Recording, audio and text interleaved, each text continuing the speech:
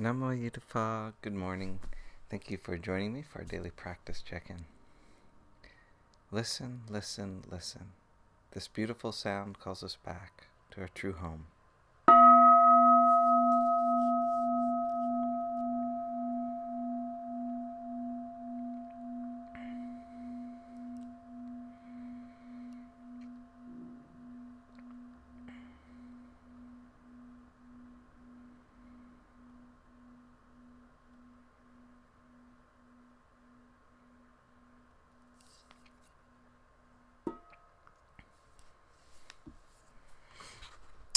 The fourth mindfulness training.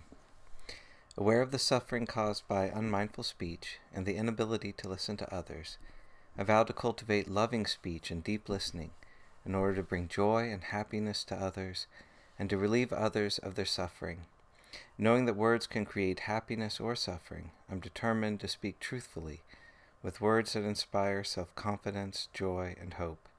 I will not spread news that I do not know to be certain, and will not criticize or condemn things of which I am not sure.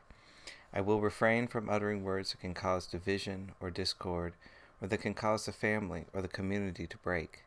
I'm determined to make all efforts to reconcile and resolve all conflicts, however small.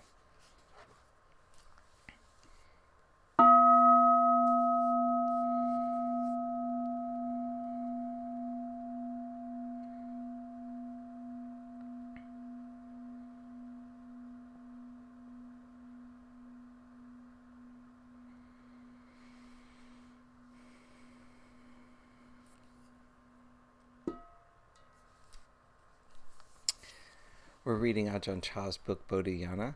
We're still in the Dhamma talk, reading the natural mind. Looking at it one way, we can talk about the food of the breath. While sitting or walking, we breathe. While sleeping, we breathe. While awake, we breathe. If we don't breathe, then we die. If we think about it, we see that we exist only with the help of food. If we don't eat ordinary food for 10 minutes or even an hour or even a day, it doesn't matter. This is a coarse kind of food.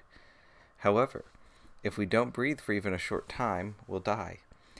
If we don't breathe for 5 or 10 minutes, we would be dead. Try it. One who is practicing mindfulness of breathing should have this kind of understanding. The knowledge that comes from this practice is indeed wonderful. If we don't contemplate, then we won't see the breath as food, but actually we are eating air all the time. In, out, all the time. Also, you'll find that the more you contemplate in this way, the greater the benefits derived from the practice, the more delicate the breath becomes.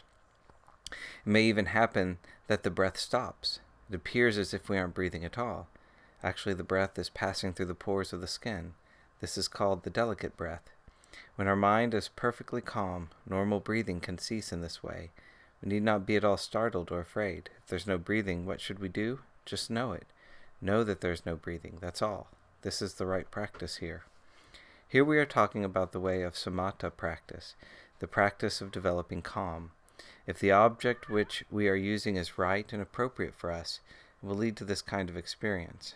This is the beginning, but there is enough in this practice to take us all the way, or at least to where we can see clearly and continue in strong faith. If we keep on with contemplation in this manner, energy will come to us. This is similar to the water in an urn.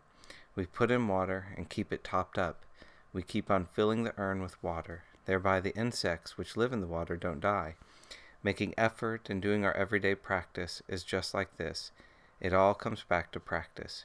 We feel very good and peaceful. This peacefulness comes from our one-pointed state of mind. This one-pointed state of mind, however, can be very troublesome, since we don't want other mental states to disturb us. Actually, other mental states do come, and if we think about it, that in itself can be the one-pointed state of mind. It's like when we see various men and women, but we don't have the same feelings about them as we do about our mother and father. In reality, all men are male, just like our father, all women are female, just like our mother, but we don't have the same feeling about them. We feel that our parents are more important. They hold greater value for us. This is how it should be with our one-pointed state of mind. We should have the same attitude towards it as we would have towards our own mother and father. All other activity which arises, we appreciate in the same way as we feel towards men and women in general. We don't stop seeing them, we simply acknowledge their presence and don't ascribe to them the same value as our parents.